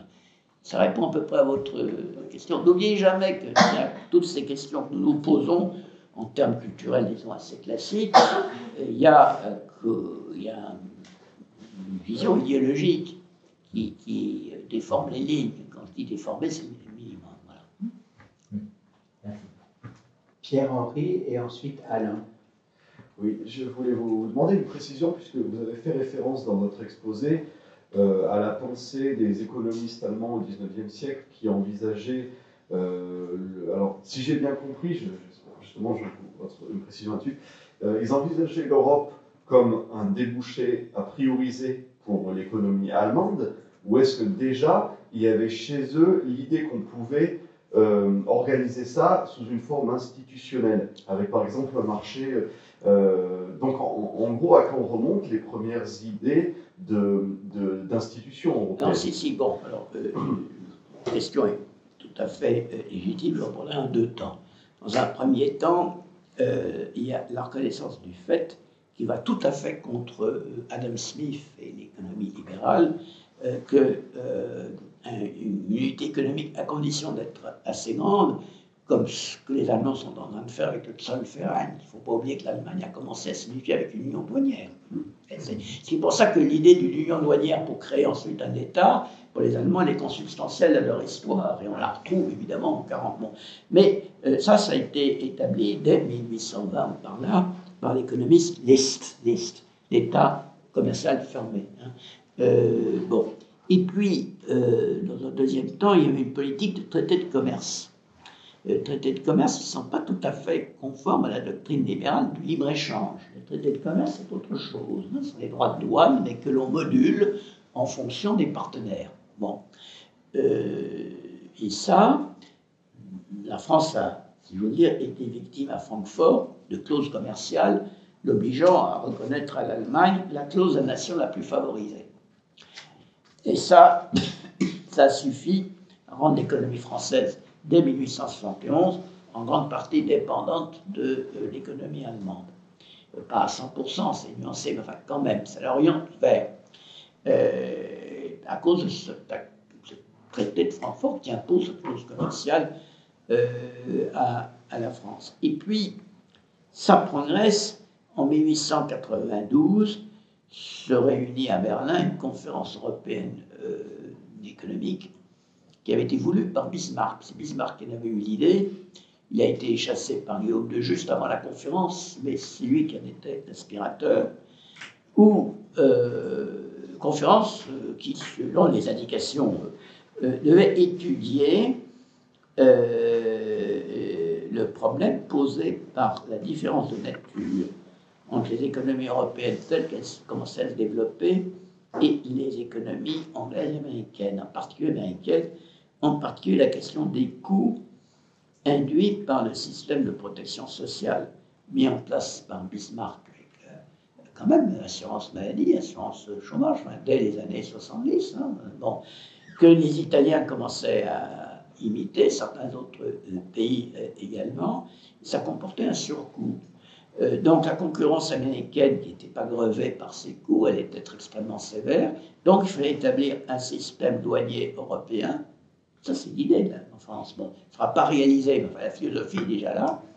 un système douanier européen protecteur. C'est très actuel comme thème, d'ailleurs, si vous réfléchissez, de façon à permettre aux Européens de développer un modèle social qui est différent du modèle social libéral. Et que moi j'appelle, si vous essayez de me faire comprendre, corporatisme. C'est pas du socialisme, si vous voulez, mais c'est un système. Et dans le système d'assurance de Bismarck, c'est exactement ça. C'est encore le cas aujourd'hui en Allemagne, ça n'a pas changé. Hein. L'employeur paie un tiers de l'assurance sociale, l'employé paie un tiers et l'État complète. Hein, 3 tiers, ça marche comme ça. C'est tripartite. C'est ce qu'on appelle le corporatisme, si vous voulez. Ça n'a rien à voir avec ce qui se passe aux États-Unis, maintenant, rien à voir, c'est inconcevable. Et pour que ça marche, sans être ruiné par la concurrence américaine, il faut des droits de douane protecteurs compensateurs. Voilà. Alors à partir de ce moment-là, on peut dire qu'il y a en Allemagne une pensée économique européenne qui est plus simplement une vague notion, mais qui commence à être bon. Et que pendant la guerre de 14, on verra d'ailleurs développer, hein, avec des projets que j'écris près de 1000 pages là-dessus, donc je vous en fais grâce, hein, mais on peut faire remonter la conception d'un espace économique européen en Allemagne dès le XIXe siècle, et l'idée, non pas d'institution encore, hein, je suis autre question, mais déjà de processus quand même unificateur des Bismarck.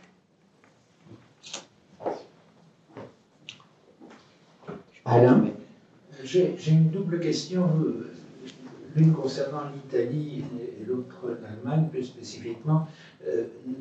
Pour l'Italie, vous y avez fait brièvement allusion. Est-ce que vous pourriez revenir sur les liens entre l'Italie et l'Autriche avant qu'elle bascule complètement, je ne parle même pas de l'annexion, mais avant qu'elle bascule dans le giron allemand. Et pour l'Allemagne, quelle est la place dans l'idéologie allemande du peuple hongrois? Alors, première question, l'Autriche s'est retrouvée, comme vous le savez, après les traités de paix, dans une situation extrêmement difficile. L'Italie avait, bien avant Mussolini, d'ailleurs toujours eu une politique danubienne. L'Autriche affaiblie, vieil adversaire historique de l'Italie unifiée, bien entendu.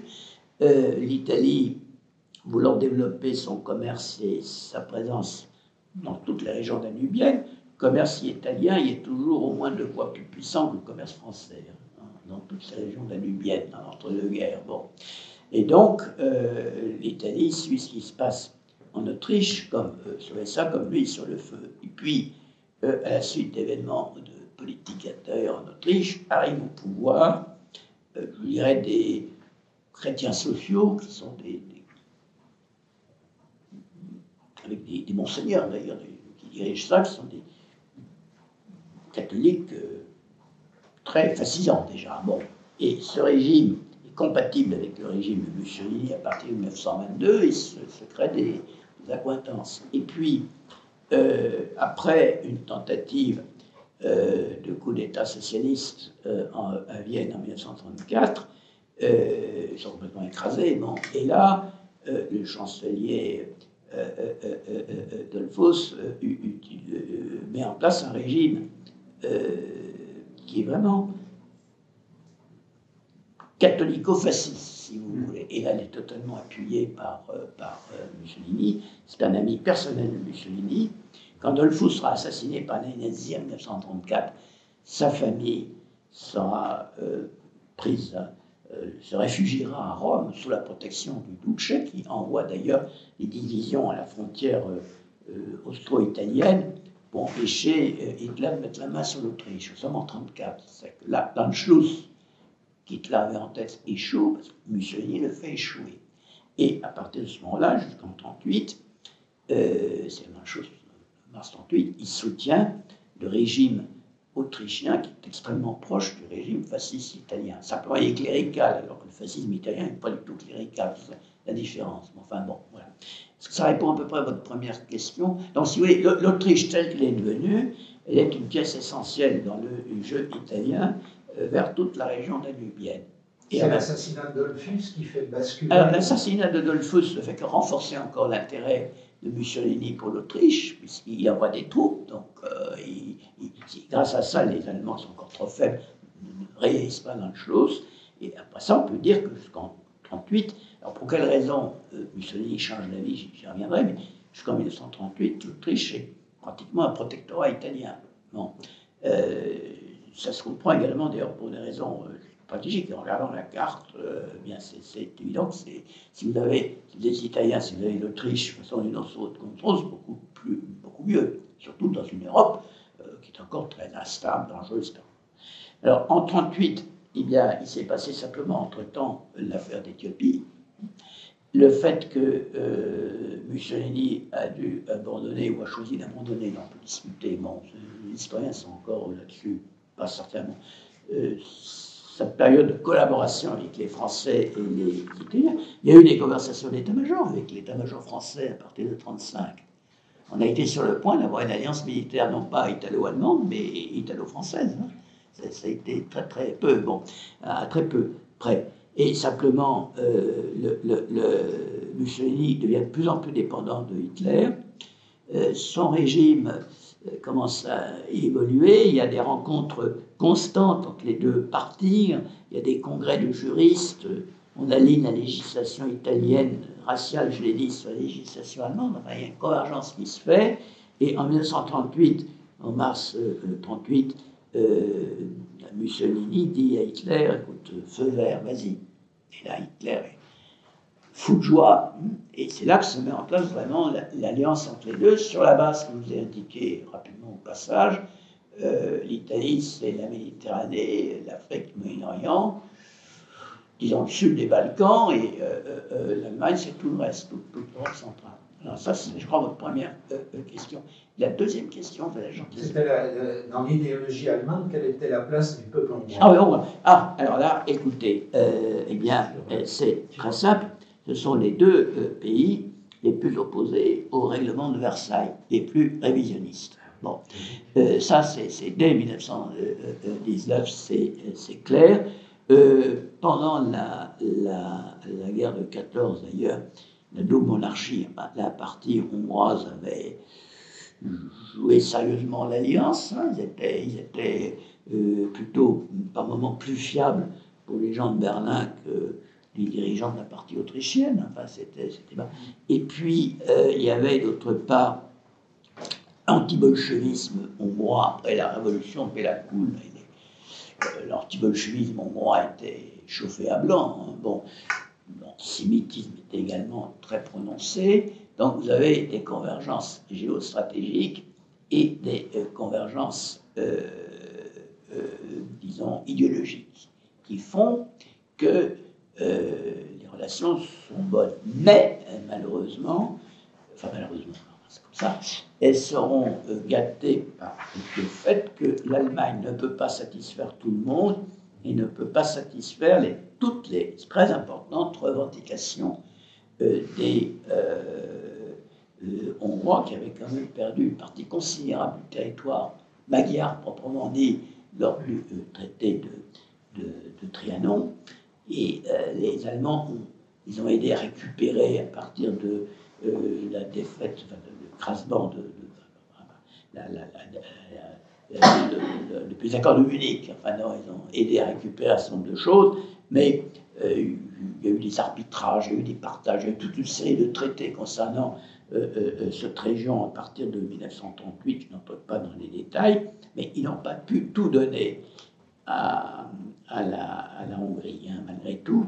En particulier en Transylvanie, il y a un très grand problème, c'est toujours un problème la Transylvanie, comme vous le savez, mais les Hongrois, ils sont à l'est de la Transylvanie. Donc, pour les relier, si Hongrois à l'est, la Transylvanie et la Hongrie proprement dite, il faut que celle-ci s'incorpore des millions de Roumains, parce qu'ils posent des problèmes qu'Hitler ne voulait pas leur expliquer. Ça existe, je voudrais bien, vous devez être Transylvanie, mais regardez la carte, c'est pas possible, ça compliquerait tout. Enfin, bon.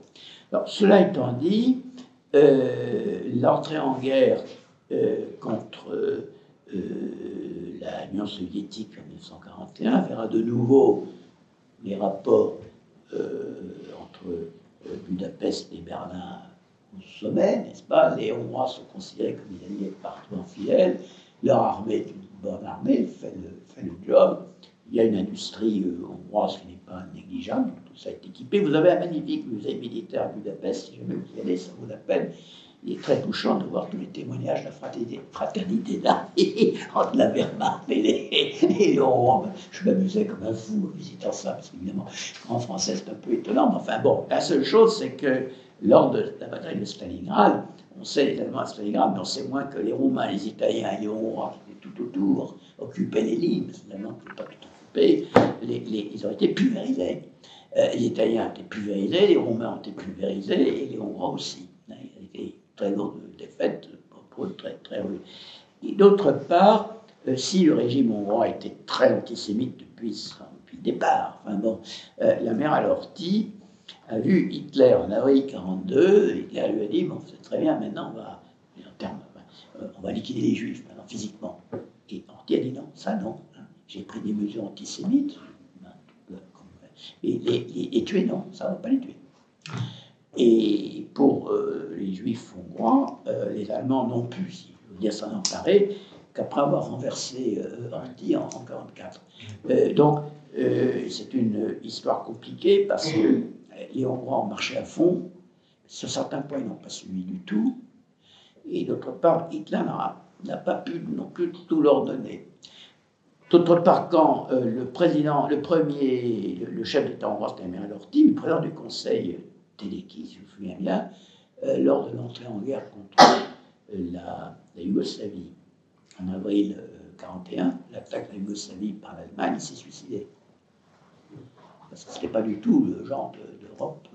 Le gouvernement qui venait de se mettre en place à Belgrade était un gouvernement, en fait, il y a eu le coup d'État, enfin bon, il y avait un gouvernement, disons, yougoslave était depuis 1935 en tout cas orienté vers les puissances fascistes, bon, et en bon terme avec la Hongrie. Il y a une minorité hongroise en Yougoslavie, il ne faut pas l'oublier. Bon. Et Teleki s'est suicidé, parce que sa conception du monde était tout d'un coup bousculée. Extrêmement complexe, hein, très tragique d'ailleurs, très tragique, hein, mais très, très difficile. J'espère avoir répondu de mon mieux à votre question. Merci. Si je peux... Oui, merci. Comment le Vatican observe tous ces mouvements autour des projets européens?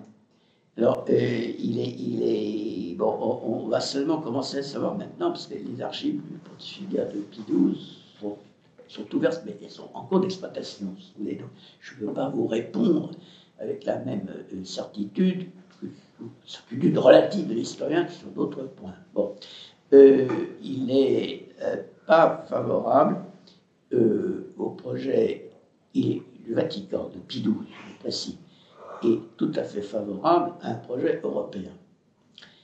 Mais il n'y a pas celui-là. Hein. Est-ce que ça répond peut-être à la question? Et on le voit par des exemples extrêmement précis. Les entretiens, par exemple, qui ont été largement cités par Raymond Tourdoux dans un bon livre sur Pétain d'ailleurs, notre ambassadeur auprès du Saint-Siège, qui est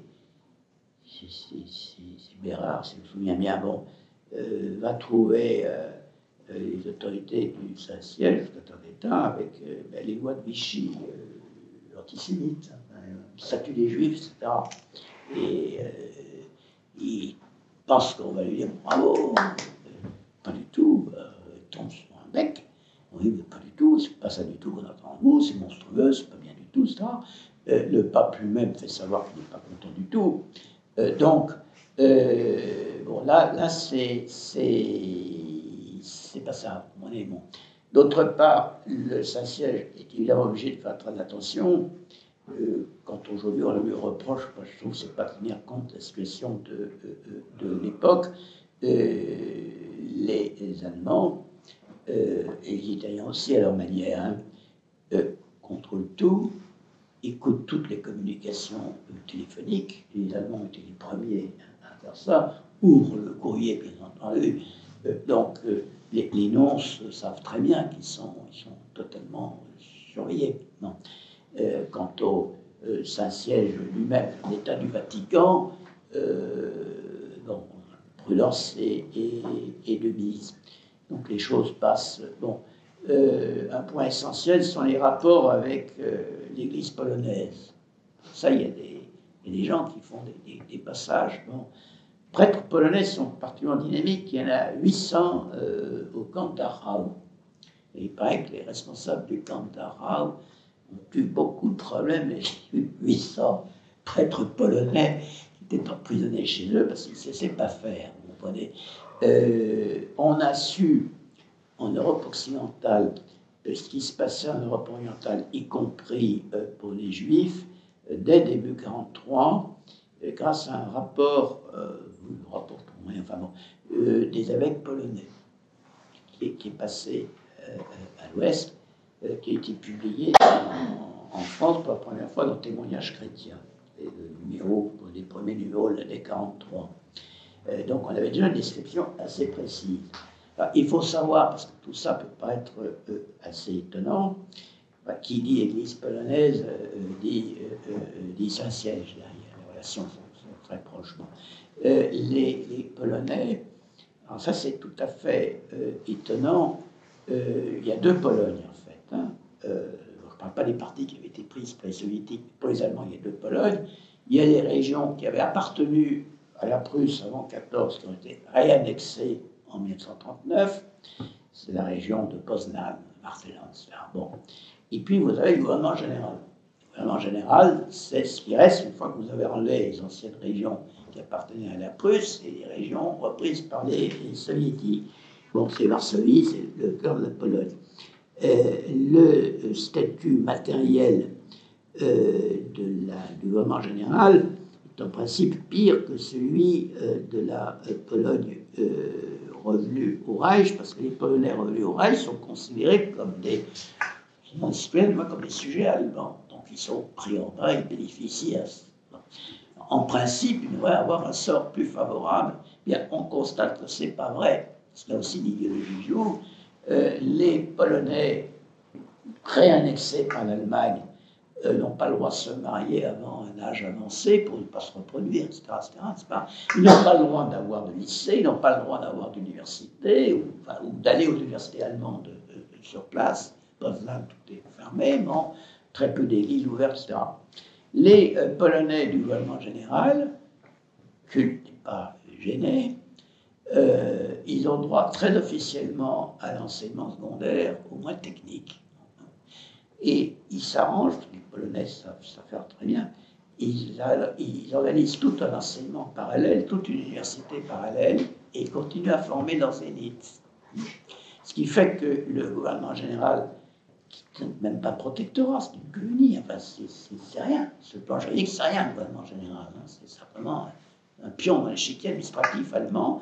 Les Polonais finissent par jouir de plus de possibilités d'action, je peux dire de liberté. Ils ont une possibilité d'action que les Polonais de Poznanie, de la région réannexée. Et là, vous avez la mise en place, ensuite il y aura l'armée secrète polonaise, c'est formidable ça. Et si les Alliés n'avaient pas laissé tomber tout ça dans les mains des Soviétiques en 1944 ou 1945, bon, l'histoire de cette partie de l'Europe aurait été assez différente. Et au fond, je pense qu'une réponse un peu indirecte à votre question, une vraie réponse, ce sont les liens entre le Saint-Siège, qui suit ça de très près, qui est très informé, et l'Église polonaise.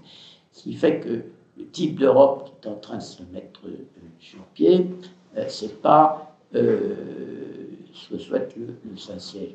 D'ailleurs, Mussolini lui-même, il a signé les accords du Latran en 1929, et le clergé italien, clergé de base, il est assez pro-fasciste après ça, contestablement, comme les catholiques italiens, disons.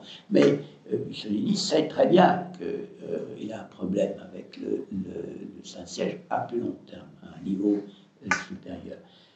Pour en dire plus, il faudrait avoir accès à un certain nombre d'archives. Ils sont en cours d'étude. Il y a un programme de recherche de l'École française de Rome sur les archives du pontificat de Pie XII, et puis d'autres s'en occupent. Voilà. Est-ce que pour le moment, ça vous paraît une réponse peut-être provisoire, mais suffisante? Tout à fait. Une ultime question. Oui, Philippe. Oui, j'en ai abordé. À partir de, vous avez dit 3 aspects du nationalisme allemand. Le sentiment national allemand, quand vous avez évoqué les Allemands qui, pendant la Seconde Guerre mondiale, ont eu, et qui étaient établis en dehors d'Allemagne, qui ont eu droit systématiquement à la nationalité allemande pendant la Seconde Guerre mondiale, on retrouve ça lors de la chute du mur de Berlin, où les Allemands, notamment ceux de la Volga, qui étaient restés encore en Union soviétique, ont été réintégrés d'office dans la nationalité allemande et ont eu droit à tout en arrivant en Allemagne. Oui, absolument, c'est 2 millions d'Allemands d'Afrique. Oui. D'autre part, je voudrais une question, parce que vous avez révoqué l'idée du Saint-Empire romain germanique. Je voudrais savoir, dans le nationalisme allemand, y a-t-il cette idée ou cette évocation d'un héros très ancien, mais qui a été important dans le livre, notamment dans le livre Arminius, le héros allemand, de nationalisme allemand qu'on lit dans l'Histoire de 2 peuples de Ferdinand Werner, l'Histoire de 2 peuples, on voit que le nationalisme allemand exalte Arminius, qui a résisté à la romanisation de l'Allemagne. Alors, le Saint-Empire romain germanique est évidemment, c'est la succession de Charlemagne. Bon. Et le mot romain, il doit être pris là dans le sens impérial, parce que l'Empire romain, plutôt la chute de l'Empire romain, a laissé dans toute l'Europe de l'époque une immense nostalgie, qui a, les historiens peuvent le dire, subsisté pendant des siècles. Il suffit de lire les auteurs, parce que c'était des siècles d'ordre, de civilisation, enfin bon, une immense nostalgie. Donc, la légitimité, Clovis, quand il devient roi des Francs, reçoit de l'empereur romain de Constantinople les insignes de consul romain. C'est une façon de dire, mon brave, tu es mon haut fonctionnaire en quelque sorte. C'est à double tranchant. Voilà, Clovis reçoit ça. Et puis pour Charlemagne, non, c'est l'Empire romain d'Occident qui ressuscite, n'est-ce pas? Il est très intéressant d'ailleurs de voir les contacts entre il y a un évêque Luitprand qui est allé à Constantinople, c'était dans 900 et quelques, enfin bon, au nom de l'empereur, l'un des successeurs de Charlemagne, je ne sais plus lequel, bon. Et il y a cette revendication, et là le mot romain est très important, c'est la légitimité. Saint, parce que on est à Rome, on est sacré à Rome, enfin bon, voilà, c'est saint, c'est important. Et puis germanique, parce que quand même, attention, quand même nous, les Germains, bon, c'est un ensemble qui est évidemment difficile à comprendre pour un esprit français. Je peux vous dire 2 choses pour répondre à votre question. Primo, ça n'intéresse pas Hitler. Ça n'intéresse pas tous les témoignages. Dans le bunker, dans les derniers jours, il y a un portrait de Frédéric II. Frédéric II, c'est la preuve, c'est tout l'inverse du Saint-Empire romain germanique. Et le seul homme d'État avant lui qui cite avec, disons, sans réclamant, louant, c'est Bismarck. Donc, il n'est pas le Saint-Empire romain germanique. Bismarck a liquidé ce qui restait encore du Saint-Empire romain germanique, en fait. Bon. En revanche, je n'ai jamais rencontré un Allemand cultivé,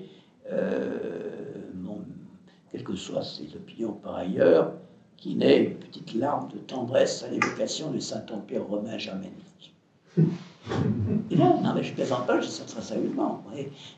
Parce que c'était au fond une sorte d'Union européenne avant la lettre. C'est-à-dire qu'apparemment, c'était tout à fait impuissant. En fait, tout était contrôlé par le tribunal qui était à Spire, je crois, la cour du Saint-Empire romain germanique. Ça, les Français ne comprennent pas ces choses-là. Et ça faisait régner un minimum d'ordre, dans les périodes comme les guerres de religion, ça craquait. Mais sans ça, c'était à peu près organisé. Les problèmes étaient réglés de façon juridique entre les différents princes, etc. Parce que ce tribunal du Saint-Empire, c'est important, ça doit jouer un rôle. L'empereur n'avait pas une énorme puissance, mais il avait quand même un prestige. Et puis il avait cet instrument. Ça rappelle quand même bien des choses.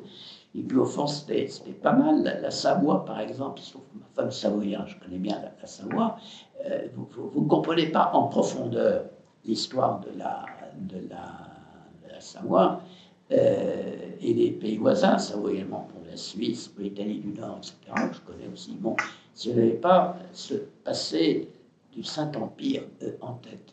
Et un de mes amis qui est provençal, un collègue franchement, quand je lui racontais exactement ça, m'a dit, mais encore au XIXe siècle, les bateliers qui remontaient le Rhône, entraînant des barges avec des attelages de chevaux, comme c'était dur, il fallait remonter le courant, il fallait tirer dans un sens plutôt dans l'autre.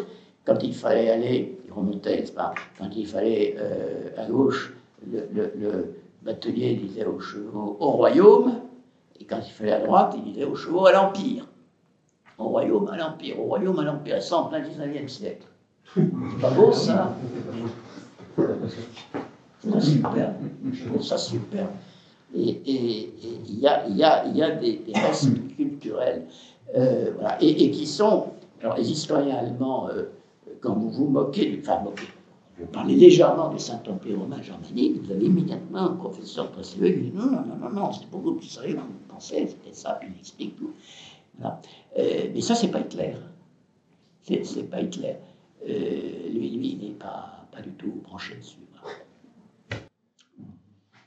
Chers amis, merci monsieur le professeur.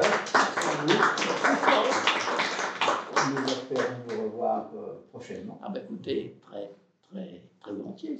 Et on se retrouve la semaine prochaine avec Olivier Dard pour parler du monarchisme après 68.